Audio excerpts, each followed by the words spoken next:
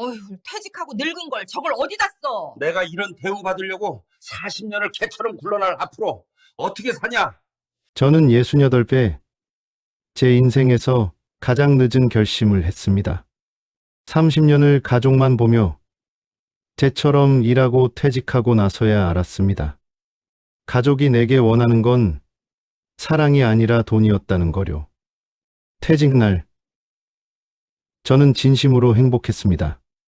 중학교 졸업하자마자 공장에 들어가 35년을 버텼고, 기계 소리 속에서 귀가 먹먹해지고, 손등이 갈라져도 참고, 허리가 굽어도 가족을 위해 내가 버텨야 한다 하나로 살아왔습니다. 그렇게 모아 퇴직금과 작은 연금을 만들었죠. 저는 그걸 안전망이라고 생각했습니다. 이제부터는 숨 좀 쉬자. 가족을 위해 앞만 보고 달려왔으니 이제부터는 아내랑 애들이랑 같이 조금은 여유롭게 웃으며 살자. 여보, 이제 여유롭게 산책도 하고 커피도 한잔하고 늦었지만 여행 한번 갈까? 그날만큼은 제가 잘 살아온 줄 알았습니다. 그런데 퇴직하고 첫 달, 제가 눈을 뜨는 순간부터 하루가 눈치로 시작됐습니다. 35년 습관이 어디 가겠습니까? 새벽 6시면 알람 없이도 저절로 눈이 떠졌어요. 조용히 부엌으로 가 물을 끓이고 커피를 내렸습니다. 신문을 펼치고 창가에 앉는 게 제 작은 노후의 꿈이었습니다. 또 앉아있어? 퇴직하니까 사람 부시를 안 하네? 아니, 커피 한 잔만 먹을라 했지. 커피가 문제가 아니지. 할 일 없으면 집 청소라도 해. 집에서라도 쓸모있게. 내가 앞으로 천천히 집안일 뭐라도 할게. 천천히? 세상은 천천히 안 돌아가. 사회생활 해본 사람이 그것도 몰라? 저는 그럴 수도 있지 하고 넘겼습니다. 갑자기 집에 남편이 계속 있으면 답답할 수 있으니까요. 그래서 제가 먼저 움직였습니다. 설거지, 분리수거, 장보기, 화장실 청소. 내가 할 수 있는 건 최선을 다해 다 했어요. 그런데 이상했습니다. 제가 할수록 아내의 불만이 줄기는커녕 더 커졌습니다. 그걸 닦은 거야? 물자국 그대로인데? 다시 닦을게. 미안해. 처음부터 제대로 하라고. 2번 일하게 하지 말고 당신이 손대면 일만 늘어. 장도 봐왔어. 두부랑 이것저것. 두부를 왜 사와? 당장 필요하지도 않은데 돈이 남아돌아? 그리고 아무거나 사오면 어떡해? 국이라도 끓여보려고. 에휴, 당신이 국 끓이면 맛이 있겠어? 칭찬은 없고 항상 검사만 있었습니다. 제가 뭘 해도 그게 아니지라는 말이 돌아왔고, 그 말들이 쌓일수록 저는 점점 작아졌습니다. 더 아픈 건 아내의 바깥 생활이었습니다. 아내는 친구들과 등산을 다니고 여행을 가고 브런치 카페에 가서 수다 떨며 웃었습니다. 프로필 사진 속 아내는 제가 모르는 사람이었어요. 환하게 웃고 예쁘게 차려입고 사람들 사이에서 중심에 서 있는 얼굴. 그런데 이상하죠. 그 환한 웃음, 저는 한 번도 본 적이 없었습니다. 어느 날 용기를 냈습니다. 정말 조심스럽게요. 여보, 나도 한번 같이 가면 안 될까? 당신이 거길 왜 가? 나도 사람들 좀 만나고 당신이랑 커피도 한잔하고 싶고 당신 친구들도 좀 소개해줘. 당신이 거길 왜 가냐고. 당신은 친구 없어? 친구가 없어서가 아니라 여자들끼리 만나는데 왜 껴? 할 일 없으면 집에서 청소나 해. 집에 있으라는 말이 그게 제일 편하지. 당신은 밖에 나가면 돈만 허튼 곳에 쓰고 오잖아. 그 말이 끝나자마자 제가 사는 집이 갑자기 낯설어졌습니다. 나는 이 집에서 어떤 존재지? 남편인가? 하인인가? 경비인가? 내가 사람으로 있는 자리가 이 집에 있긴 한 건가? 그날부터 집이 조용해질수록 제 마음은 더 시끄러워졌습니다. 그리고 진짜 공포는 그 다음에 왔습니다. 아내가 어느 날 저에게 종이 한 장을 내밀었습니다. 테이블 위에 툭 내려놓고 펜까지 밀어줬어요. 이미 결론이 정해진 얼굴이었습니다. 여기 서명해 얼른. 이게 뭔데? 난 처음 보는 건데 아들 일 좀 도와줘야지. 사인만 하면 돼. 무슨 일인데? 서명을 하래. 사업 확장한다잖아. 은행에서 보증이 필요하대. 보증? 뭐가 그렇게 어려워. 그냥 사인만 하라니까. 당신 아들 아니야? 순간 제 손끝이 얼어붙었습니다. 맨 위 글자가 눈에 들어왔거든요. 대출 보증 동의서. 저는 숨을 한번 삼키고 물었습니다. 이게 보증이야? 응. 당신 연금 나오잖아. 신용도 좋고. 연금 나오는 게 왜 여기서 나와? 가족이니까. 가족 일인데 이까짓 거 하나 못 해줘? 가족이면 설명부터 해줘야지. 설명하면 또 못한다고 할 거잖아. 못하는 게 아니라 위험하니까. 위험.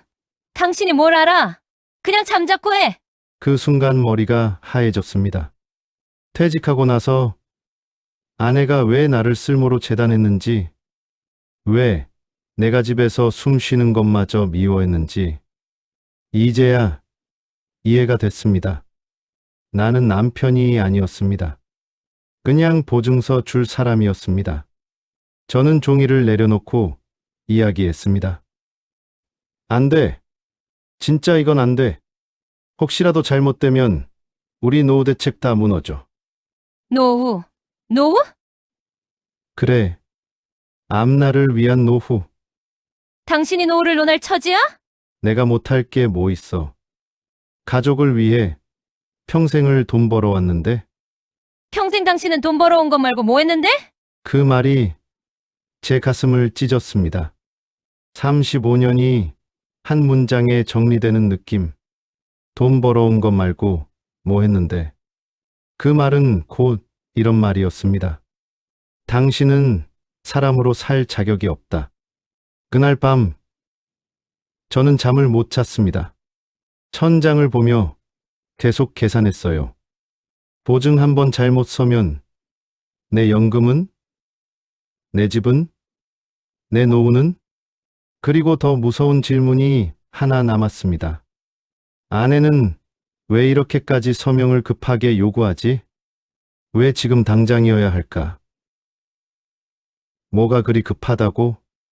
그 질문이 머릿속에서 떠나질 않던 와중에 며칠 뒤 가족들이 모이는 날이 왔습니다. 자식들과 사위, 손주까지 오는 날, 저는 괜히 마음이 들떴습니다. 오늘만큼은 숨이 좀 쉬어질 것 같았거든요. 식탁을 차리는 소리, 접시가 닿는 소리, 손주가 현관에서 할아버지! 하고 뛰어오는 소리, 그 소리들이 너무 반가워서 잠깐 얘가 아직 가족 안에 있구나 싶었습니다. 손주는 제 무릎 위로 자연스럽게 올라탔고 딸은 제 앞에 반찬을 놓으며 웃었습니다. 아빠, 요즘 허리 괜찮아? 그동안 고생 많으셨으니 이제 좀 쉬엄쉬엄 지내. 그 말이 이상하게 눈물 날 만큼 고마웠습니다. 누가 허락해 준 것도 아닌데 그 말이 허락처럼 들렸어요. 아들도 숟가락을 들며 웃으며 물었습니다. 아버지, 요즘은 좀 편하시죠? 퇴직하면 사람 살 것 같다던데. 저도 얼른 퇴직하고 싶어요. 저는 편하다라고 말하려다 입안에서 말이 굳었습니다. 편하긴커녕 매일 숨을 참고 살았으니까요. 그래도 웃어 보였습니다. 뭐 하루하루 그렇지. 그때였습니다. 아내가 숟가락을 큰 소리로 탁 내려놓더니 정말 아무렇지 않게 말했습니다. 밥상 위에서 마치 날씨 이야기하듯이요. 얘들아, 너희 아버지 요즘 뭐 하는 줄 알아? 엄마, 왜 그래? 하루 종일 집에만 있어, 하루 종일. 여보, 애들 있는데 연금만 축내면서 집안일도 제대로 안 하고 하루하루 시간 아까워 죽겠다. 그 단어가 떨어지는 순간 식탁 위 공기가 딱 굳었습니다. 사위는 물컵을 들어 올리며 시간을 벌었고 딸은 눈을 피했습니다. 아내는 거기서 멈추지 않았습니다. 아버님. 심심하시면 취미 같은 거 하시면 좋죠? 낚시? 아니면 산책이라도. 취미는 무슨. 돈만 아깝게 다 늙어서 취미가 뭐가 필요해? 엄마, 그런 얘기 지금 하지 말자. 애기들도 있잖아. 왜 그래? 내가 없으면 밥 한 끼도 못 챙겨 먹어. 라면 끓여 먹는 꼴 좀 봐.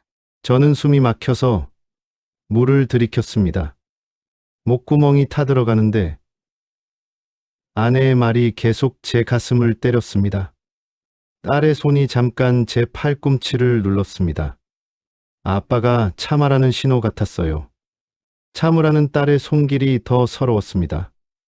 내 딸이 아빠가 참는 사람이라는 걸 알고 있었구나.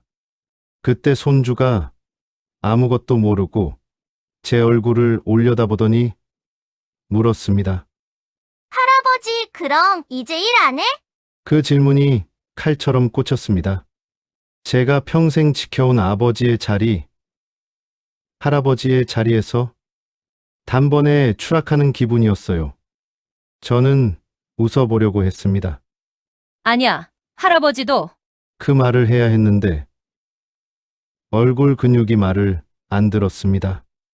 그리고 아내는 멈추지 않았습니다. 그리고 지 아들 보증서라니까 싫대.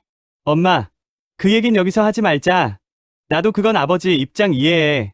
보증서 주는 게 쉬워. 이해해? 너희가 뭘 이해해? 내가 이 집에서 얼마나 버텼는데.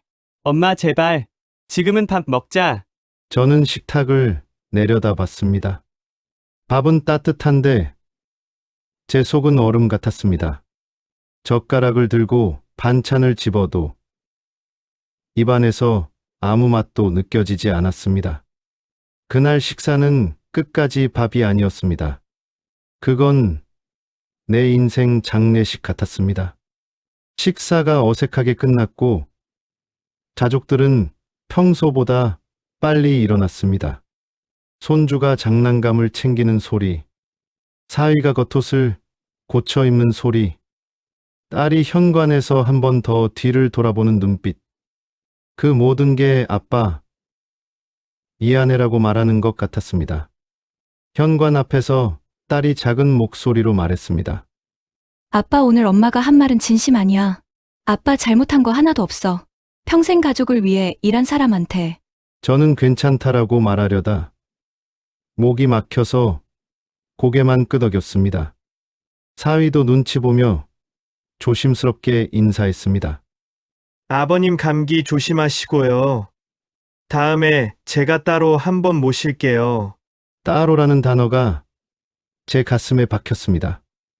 이 집에서 나만 따로 떨어져 있다는 증거 같아서요. 문이 닫히고 집이 조용해지자 아내는 아무 일 없었다는 듯 그릇을 쌓기 시작했습니다.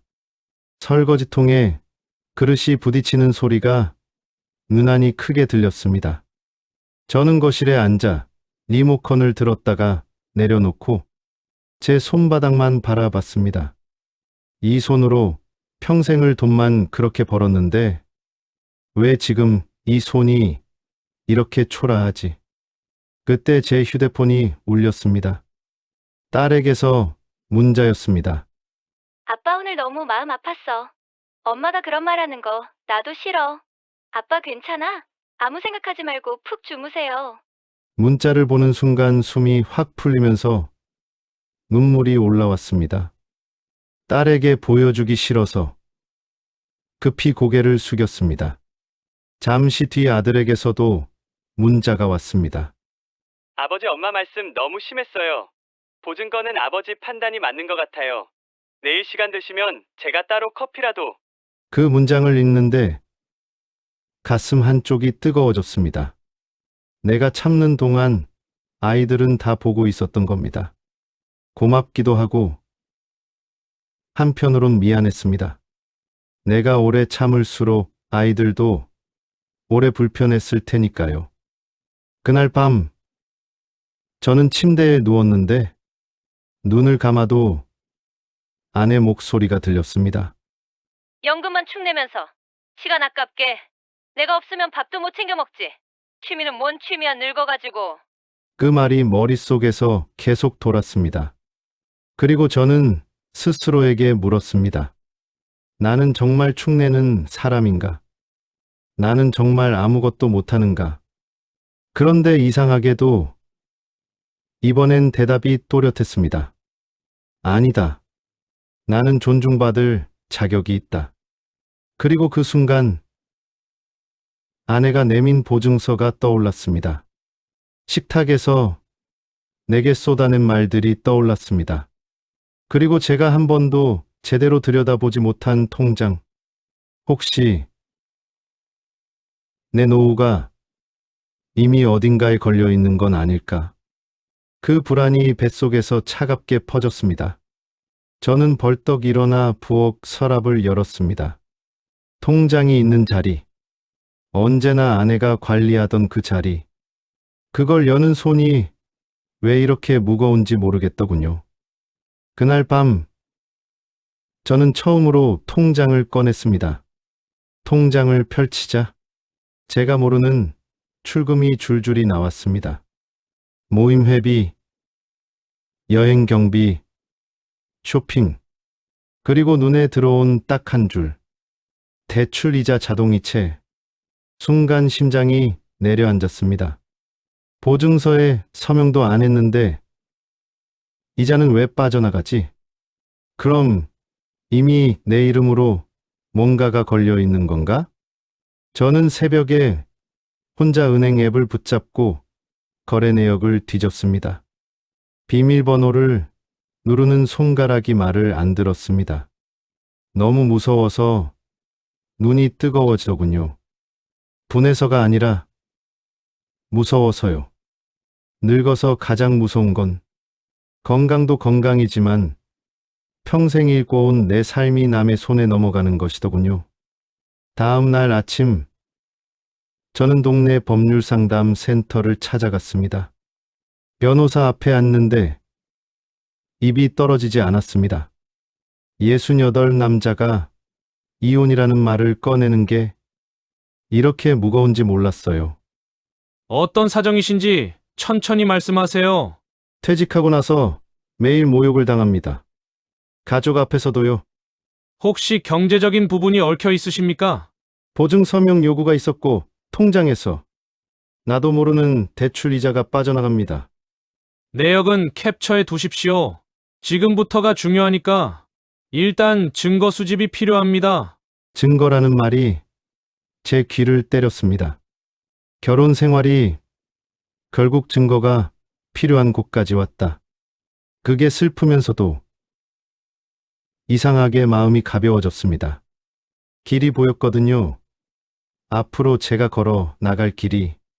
집으로 돌아오는 길에 저는 스스로에게 딱 한 문장을 속으로 생각했습니다. 돈은 줄어도 괜찮지만 존중 없는 삶은 더 이상 못 산다. 그날 밤 집에 돌아오자마자 기다렸다는 듯이 아내가 또 서류를 한 장 내밀었습니다. 표정부터가 이미 결론이 정해져 있더군요. 너는 말대꾸하지 말고 서명이나 해라. 라는 듯이요. 오늘은 서명해. 아들의 인생이 달렸어. 내 인생은? 앞으로의 내 인생은 절대 안 해. 당신 미쳤어. 왜 안 하는데 왜? 미친 게 아니라 살려고 그러는 거 아니야. 퇴직한 주제의 가족을 배신해? 배신은 당신이 먼저 했어. 뭐? 내가 뭔 배신을 했는데? 내 통장에서 대출 이자가 빠져나가. 나는 왜 내 통장에서 나가는 돈도 몰라야 돼? 그건 어떻게? 그게 뭔데? 내 이름으로 대체 뭔 짓을 거야? 가족 일이니까 했지. 가족 일이면 왜 나한테까지 숨겨? 당신이 막을까봐 그래 못하게 할까봐. 그래서 나 몰래 한 거야? 미쳤어? 몰래가 아니라 내가 처리한 거야. 그 순간 저는 확신했습니다. 대화로는 이미 늦었다는 거요. 이건 말의 문제가 아니라 사람을 어떻게 취급하느냐의 문제였습니다. 저는 그날 당장 짐을 쌌습니다. 큰 가방 하나 속옷, 점퍼, 세면도구, 그리고 신분증과 통장 등등.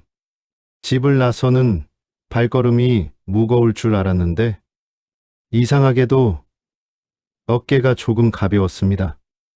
문을 나서기 직전 아내가 말했습니다. 당신 나가면 끝이야. 다신 들어오지 마. 누가 받아주나 봐라. 그래, 나도 끝내려고 나가는 거야. 지긋지긋한 집구석. 아니, 당신 끝까지. 처음 얻은 방은 6평 원룸이었습니다. 작은 싱크대, 낡은 에어컨과 냉장고, 창문은 하나밖에 없었지만 그 방이 제게는 세상에서 제일 크고 아늑한 공간이었습니다. 물론 처음엔 엉망이었죠. 세탁기 버튼을 잘못 눌러 니트가 줄어들고 청바지 색이 빠지고 밥물 맞추지 못해 죽이 되고 냉장 냉동 보관 구분도 제대로 못하고 라면 국물이 넘쳐 가스레인지가 엉망이 되고 그런데요. 그 방에는 나를 모욕하는 사람이 없었습니다. 저는 이상하게 실패했는데도 웃음이 나왔습니다. 다음엔 색깔별로 나누자. 다음엔 불을 줄이자. 이건 냉장 보관. 이건 냉동 보관. 누군가의 잔소리 대신 내가 나를 가르쳤습니다. 드디어 아이들에게 말하는 날이 왔습니다. 딸에게 전화를 걸었습니다. 아빠가 엄마랑 이혼하려고 한다. 침묵이 길었습니다. 그 침묵이 더 무서웠어요. 아빠 솔직히 말하면 나도 엄마가 너무 심하다고 생각해. 저 알아요. 아빠가 평생을 가족을 위해 노력한 거. 너는 알고 있었니? 아빠가 참는 거 다 봤어. 근데 말리면 더 싸울까 봐. 미안하다. 정말 미안해.